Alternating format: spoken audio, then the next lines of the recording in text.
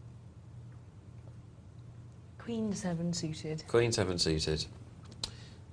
He elects not to take my plan, and we actually But have Magic a couple Pants of hands. does. Well, he has ace 10. Did Equinox fold a pair of 8s then? He can't have done. Yeah. Really? Didn't want to get involved. Well, that is surprising and quite curious. Because he would have been all in, so... Well, Equinox has got the chips to call that bet, and not only that, Magic Pants is going all in. He's short stacked. He could really have anything. He's on the button. I'm quite surprised Equinox folded, but there we are. They're his chips, and he's the tournament leader, so he can probably tell me what to do, can't he? I've had a nice little email from Balrog, actually. He's Steve, who I was actually watching the game earlier. Just let me quickly watch this hand when I read it out, because Tracy's has gone all in. Well, Huggy should just be throwing his cards away. I don't know what he's thinking about. Pair of 5's pretty poor. He's not going to call for his entire tournament with a pair of 5, surely. No. Well, look, Balrog says, morning, Michelle and Nick. Good Hello. game. Hello. She says, good game, Michelle. Thank you, Balrog. Very impressive, considering the unique situation you found yourself in. Also, very bizarre, when as you appeared on screen while playing, I commented in the chat box something to the effect of, wow, interactive TV or what? And you replied, evening, Balrog, on the telly. Not only did you have an overwhelming amount of comments to read in the chat box and play the game, you also tried to comment on what was happening in another TV game. And perhaps toughest of all... I did, and a couple of times I did. And you had to go at me. Perhaps toughest of all, sit beside Nick whilst doing all of it. That's fair. Hey, that is fair. Because he was poking me under the table. My hat's off to you, young lady. Ooh, and whatever the others say, you will always be the first to have trodden the path. It's always going to be easier when someone else has been there before. You have set the bar for your co-presenters to do better. Continue to shout about it as much as your heart desires. Good show. Oh, isn't that lovely? Thank you, Steve. That was a lovely email. And yes, you were correct. It was a lot of pressure, and I have set the bar. Third, as Huggy goes out. Fifth with $161. But see, if you play, you've got to make sure you do third or better. Yes. Do you think you'll be all right? Yes. No, who knows? Who knows? Poker's a fickle mistress, Michelle. And we've actually had here, I might as well do this now actually, one of our Lonely Hearts. We're keeping all these, don't worry, because there's going to be a winner. And the winner will be going to Vegas, Las Vegas. We're going to send them to Las Vegas to comment, I can't think of the word, to be one of our roving reporters. Be a Roman reporter. Report on the rise and fall of the Roman Empire. A roving reporter. Live from Caesar's Palace. He says, this is Sam anyway, and he says, here's my Lonely Hearts ad. Texan gunslinger seeks lady who knows how to handle big raises from pocket rockets. Pocket rockets was my idea. And always holds the nuts post-flop. Thanks, guys. A great show. Love the new features, he says as well. Well, very nice, Sam. We'll be keeping all of those, don't worry. And the 28th of February, we will be telling you who the winner is. And do remember to send it into the right email address as well. You have to go, don't do it at poker@pokernightlive.co.uk. We may not have made this clear earlier. You do have to go to the website, www.pokernightlive.co.uk, and it should be as easy as following the links. And it's going to be, it's Lonely Hearts, I'm just being told. Sorry, it's Lonely Hearts at Poker Night Live, at Poker Zone, sorry. Lonely Hearts at pokerzone.co.uk. No, it's .tv. It's going well, isn't it? No. Lonely Hearts at pokerzone.tv. Now, the guys that have emailed us in tonight, Sam's one of them, and we did have a couple more earlier. Please do re-email, just to be on the safe side, to lonelyhearts at pokerzone.tv. We do have them here, and we should be able to put them in. That's not a problem. But do re-email again. Snakey's just doubled through Magic Pants, and Magic Pants is down to 3,400. Yeah, what a prize! Oh, we're going to send you off to Las Vegas to actually report. That's pretty good. I might enter. You can't. Magic Pants all in now, and looking for a miracle, really. That last hand crippled him. 7, 8, 9. No.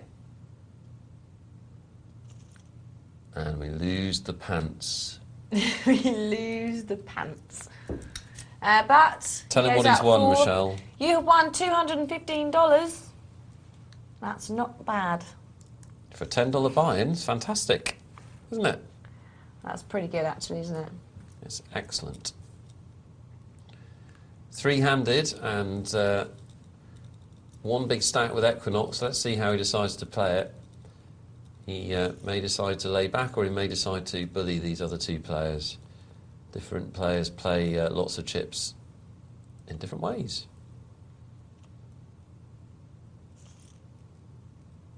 And that fold would tend to suggest that he might be going to play his big stack quietly. Yeah, looks like he is. Looks like he's going to try and stay out of trouble and hope that these two take each other out, which is never the worst plan in the world if you've got lots of chips and you're three-handed in a tournament.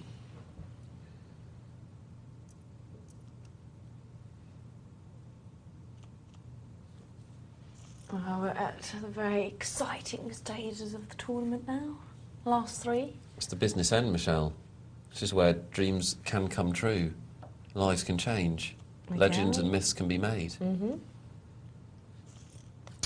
Snakey, obviously the one under pressure. He's not under massive pressure from the blinds. He's not super comfortable either, but that's not his biggest problem. His biggest problem is that the other two players can both knock him out of the tournament. So he also knows that they'll both be waiting for him to commit himself as they try to get to the heads up. So he's going to have to play carefully, but also he's got to still be aggressive. Equinox makes a strange call with the 4-7, and now actually has the best hand. But does he know that, or is he worried about the ace? Well, now he does know that. He's got 3 7s. Great position to be in. He's now got a full house, but he hasn't put any money in the pot. Ooh. Well, now he's put all his money in the pot. All of Quite a strange way to play that hand, I think.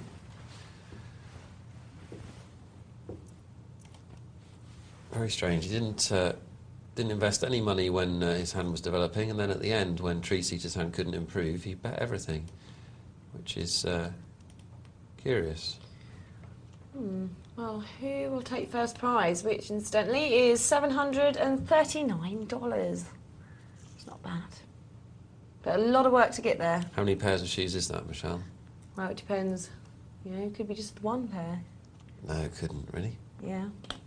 I don't spend that much on shoes. I think my most expensive pair of shoes was about £180. And that was a pair of Jesus. boots. But I don't generally spend that much on shoes. Ace Jack is a very good hand, three-handed. What about yours? What? 25? 99? I make my own. I have my own cattle, who I To kill wrap a bit of leather around your with foot. my fists, and then make shoes out of them. Believable? After having eaten the inside, obviously. Disgusting? Well, people do it every day. What's your problem? That's where beef comes from. Is it? Yeah. Wow. A little bit of education late on Poker Night Live. And Trees Eater's dropped about 20,000. Snakey's managed to survive, so Equinox is dominating this thing even more. Ace King, big raise. Yeah, he didn't want any kind of action there, did he? Really storming ahead here. But, like you said, Nick, it can all turn around, can't it, very quickly? Oh yeah, it can. It could turn around in 2 hands. Well, Equinox could be out in 2 hands. That's how dangerous the waters of a no-limit tournament are. Snakey's moved into 2nd place before posting that blind. And it's now a case of which of the small stacks is going to play more aggressively.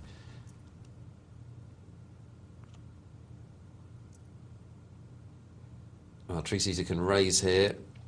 Tournament tip for you, if the person in the small blind, well, he has raised, that's a massive raise. If the person in the small blind just makes up their small blind, 9 times out of 10, I would say, it indicates weakness. There are some players that use it as a move with a strong hand, but very, very often it's weakness. And if you're in the big blind, why not try a raise? Because very often you'll see them throwing away that small blind. That's Nick's tournament tip there. Tournament tip of the day. It's a good one. Ace 10, very strong hand in this situation. Yeah, I think I'll be sticking it in here. Yeah, Yes, it's very close between these two, isn't it? Yeah, and Equinox doesn't look like he wants to get involved unless he's got the goods. Wonder if he'll like King Queen. He's thinking about it. He doesn't want to play with King Queen. If you're Equinox, you're sitting there and you're thinking, I just need to let these two beat each other up until I get to the heads up. Equinox just won't want to double up either of the smaller stacks, basically. He knows those two can't sit there forever. Yeah. They've got to make a move, and it's a nice position to be in. Do the blinds have a limit that they go up to, or do they just keep doubling? They don't double. They go up in a graded fashion. I think they keep going up. I don't think they have a cap. I certainly haven't seen them get to a cap.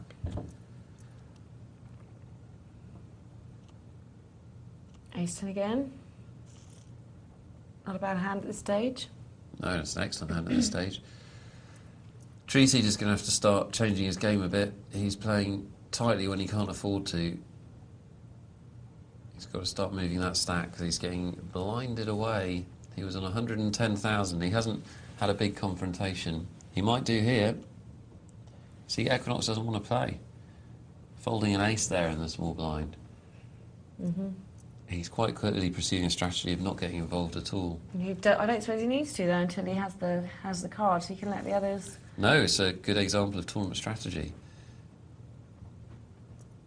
I mean, there's a big difference here in money. Third taking $309, second taking $470, and the first taking $739. Treaty moves all in and takes those blinds. Okay, remember, if you do have any questions, you can call us 0906 200 70 80, and your message will be played live on air.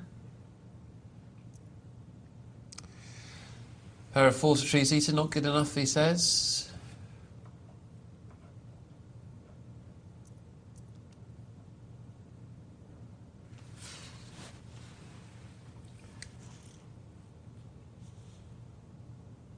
Ace King takes it down. So, I mean, Treaty and Snaky, are they doing an okay job here as far as you're concerned, or would you say that they could be a bit more aggressive? Well, I've now seen enough to know, I mean, I can see his cards, but if I was playing, I would have seen enough to know that Equinox doesn't want to get involved. He's barely playing a hand. So I would be raising his big blind all of the time and not worrying about the fact that he's the big stack. If he comes over the top of me, then I've got a decision to make. But he hasn't shown that he wants to do that. And until he shows he wants to do that, I would be trying to take his blind. So they could try that there, for example. Queen 7, that's fine. I would raise Equinox's big blind with that. Just with a standard raise, I wouldn't move in. There's no need to. So that's something they could be doing that they're not doing.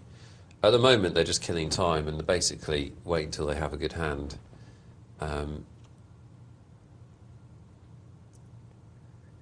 And also going all in, and there's no need to go all in. I mean, when players go all in that situation, they're basically doing it because they don't want to make a decision if a player comes over the top. Well, poker is about decisions, and if you keep moving all in like that, eventually you'll just get called by a better hand.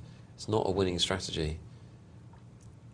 So I don't feel the need to play like that if I'm in Treacy's position. But they're in a very difficult position, the small stacks, because there is that dominant stack there. Well, while we're watching, I've got an email here from Chris from Harvington. He says, "Hi guys, I've been learning poker by watching your show for 6 weeks until I understand more than 50% of what you say. Now, I've started playing sit and goes with play money, and there often seems to be 2 or 3 players who go all in on the first hand. What are they trying to do, and how should one react to this?"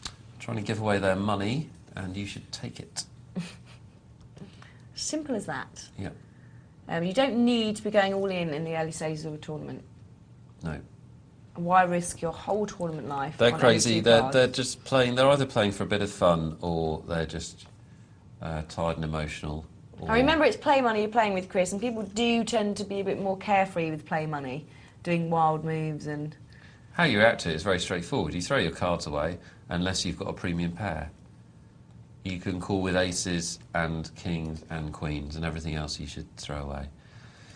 Well, here we go. This could be the confrontation we've waited for, and it is. Tree-seater decides he can't wait anymore. He's hit his hand. He's gone in with the worst hand and hit it, and it was always likely to happen. There'd be a confrontation between the small stacks. And unfortunately for Snakey, he did have the best hand, but he's come out of it worst. And that is going to be the story of his tournament, I'm afraid. And Equinox's strategy has been excellent. Stayed out of the way, had a lot of patience, Equinox, and waited for the two small stacks to get involved. Snakey will now need a bit of a miracle to come back from this.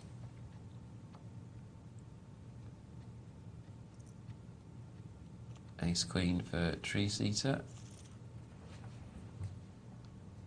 Only 2 big blinds left, Snakey. Yeah, he's going to have to just stick these in and hope for the best. Well, he's past 6-9, I think. He probably can afford to pass 6-9 because it's a worse than average hand. He knows he's going to be all in the next hand.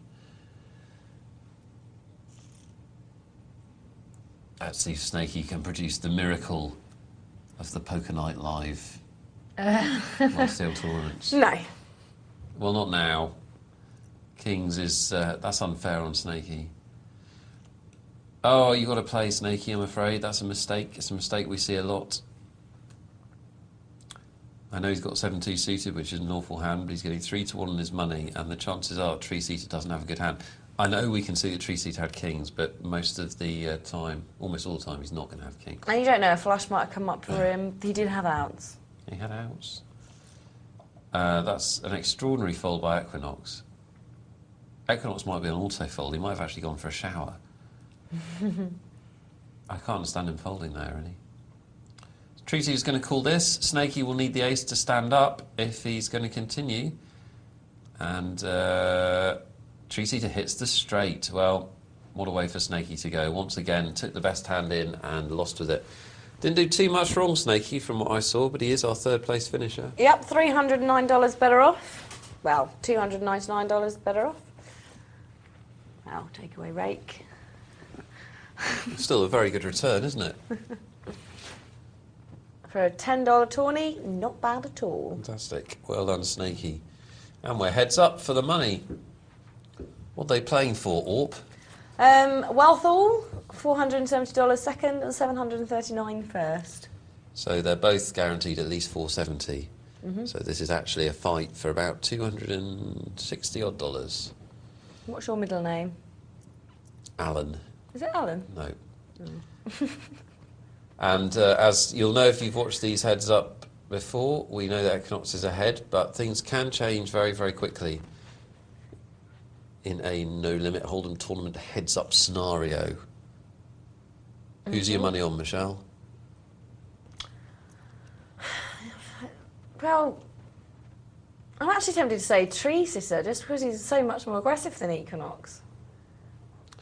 Well, I think Equinox's game will change. Certainly should do. He's been sitting back waiting for the heads up, and he should now be ready to spring into life.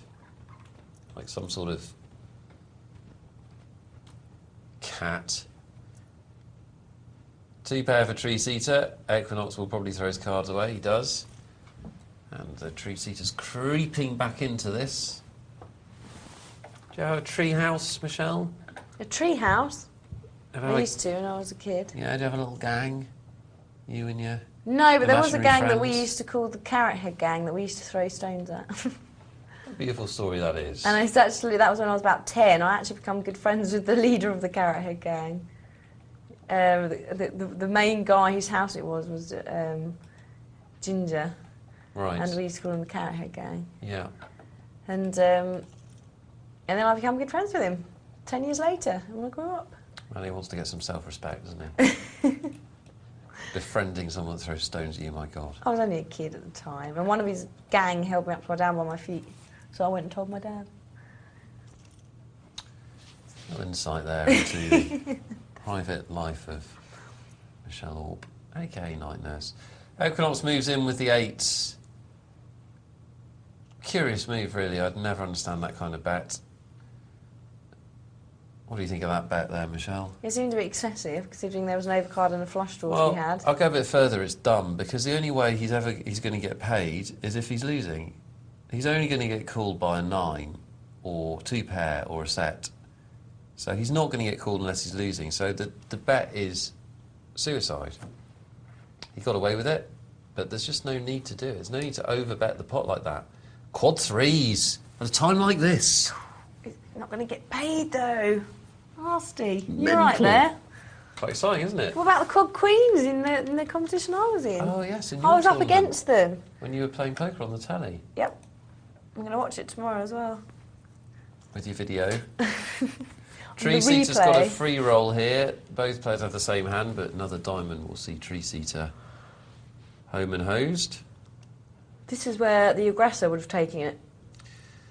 Yeah, one of those pots, and you'll see a lot of them where if somebody had bet, they would have won it. You're absolutely right.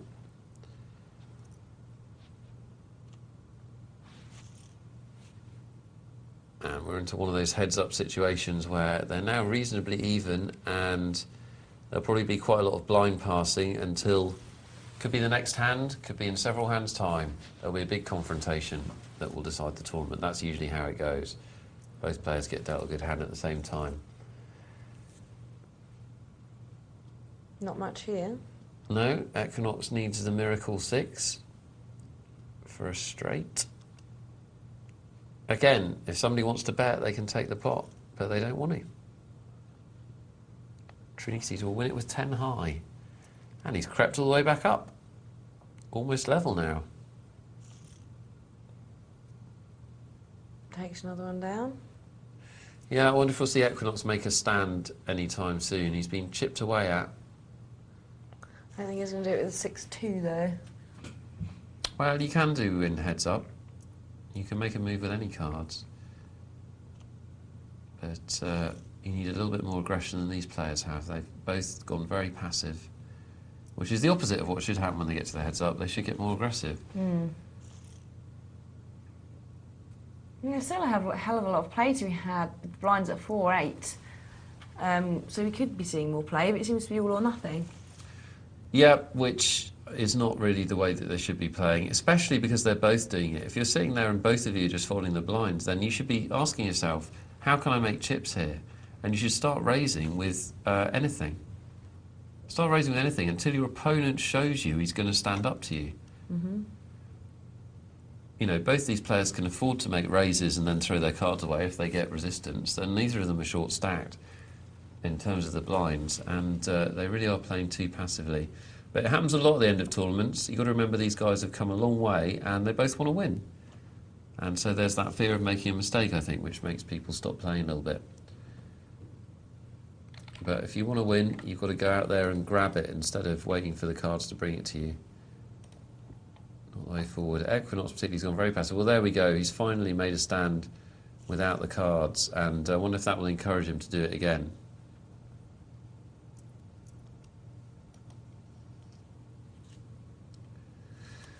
Ace-9, very strong hand, and I can't understand that bet. I just can't understand it. Can someone email in and tell me why you do that? Ace-9's a good heads-up hand, but why would you go all in like that? The only way that you'll get called, get paid, is if somebody's got a better hand with Ace-9 than Ace-9. Well, here we go. This is the end of the tournament, my goodness. Equinox demonstrates See, what the did I point. say? Tree-seater, I said. You did, but can we have a moment to reflect on Equinox demonstrating exactly what I was talking about, which is what we see so often in No Limit. He made a bet there, he went all in, he was bluffing. The only time he's going to get called is when he's beaten. That kind of bluff, there's just no need to make these massive all-ins, which are so much bigger than the pot when you've got chips to play with. There's no benefit to it. It only has one benefit, which is that somebody can't re-raise you. If you're scared of getting re-raised, you shouldn't be playing poker. Yeah. It's not the game for you, because you will have to make difficult decisions in poker, and you can't avoid them by going all in all the time. So I thought Equinox played excellently when they were three-handed, but then quite badly when they were heads up. So a game of two halves for him. But well done to both of them. They came through 270 players, which is excellent. Yeah, and very exciting as well. So just over 700 to the winner, just over 400 seconds. Well done to you both. Now we actually have a question on the phone. Should we have a listen? You ready? Yeah. Here we go. Just getting in the oral zone. Morning, Michelle and Nick. It's Jo here, calling from Cardiff. I was just wondering whether all the pro players at P&L had played each other in a live game, and if so, what was the outcome? Thanks. Bye. Oh, well, Now, hello, Jo. Nice to hear That's from you. tremendously exciting because that was a Welsh person, wasn't it? Yep. We really are global. Globe, we love the Welsh. What's the answer? Come on then. Yes, I always win. Nick came second in the poker bowl tournament. We played one on TV, yes, we did. I was second. And when we played a home game, I beat you. And Dr. Tom, because he didn't believe I had kings. Yeah. Called me all in with a flush draw. What was he thinking? That's right. Told him. Didn't believe me. That is one hand that you played months ago. I mean, fair play. You're right. You did do him right and proper, no question. I don't blame We you have for to going play on that, again. In actually. fact, we should do a poker bowl, but I should be invited this time. All right. Well, speak to them I'll upstairs. have a word. Thanks for your message, Jo. We've got some emails here. Before we do them, let's have a quick look one last time at the what's in the whole hand, which will be told the answer tomorrow at 12. Here we go. You need to tell us what is Clay holding. Send your answers to 62211. Put the word whole, then your answer, and then your name. And at the end of the month, we'll have a look at who's getting most of them right. And there will be a prize. But it's to learn how to read your opposition. What's in the hole? What's Clay holding? I think we'll let the hand speak for itself. No commentary? Is that what you want? Leaving it to you, Nick. Well, you You're must very know what to experienced do. in this hand. You must know what to do by now. You're trying to figure out what Clay's cards are. It's like Spot the Ball, but without balls, with cards, and with a little bit more knowledge and brains involved as you use your poker reading skills to divine what's in the hole. You just need to text the normal number, 62221, but you must put the word whole on your text and your name with your answer. But don't text that to somebody random. No. Make sure you get Please get the number right. Unless, you have other things that you need to be doing as well. So Clay calls all in there for all of his chips on the end, but what has he got? A straight, a flush, two pair, three of a kind. What is in Clay's hole? Let us know. Right, we've got some emails. Great, let's have a look. This one's from Kayan. Hello, Kayan. He says, "Hi guys, I've started playing ultra-fast games, 2 min levels ups, online. Any tips, please?" Yes, get lucky. That would be my tip. Really? Well, yes. There's a massive luck factor in those games, and they're fun, they're fast and furious. But as for tips, I mean, you can't hang around. There's a massive... I suppose the only tip I give is try to be first into a pot. So try to do the raising and the betting, because then you've got a chance of picking up the blinds. But the problem is, because everybody else knows it's fast and furious, they'll all be calling with anything as well, because you've got to take a chance to make some chips. So try and play good hands, try and play better hands than other players. Don't hang around for too long. Don't let your stack get less than 6 or 7 times the big blind before you go all in.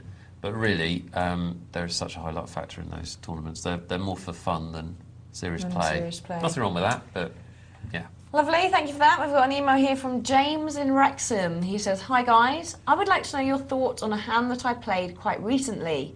It was quite early on in a sit and go. I was in early position with pocket queens. I raised to 3 times a big blind, and a player in a later position went all in.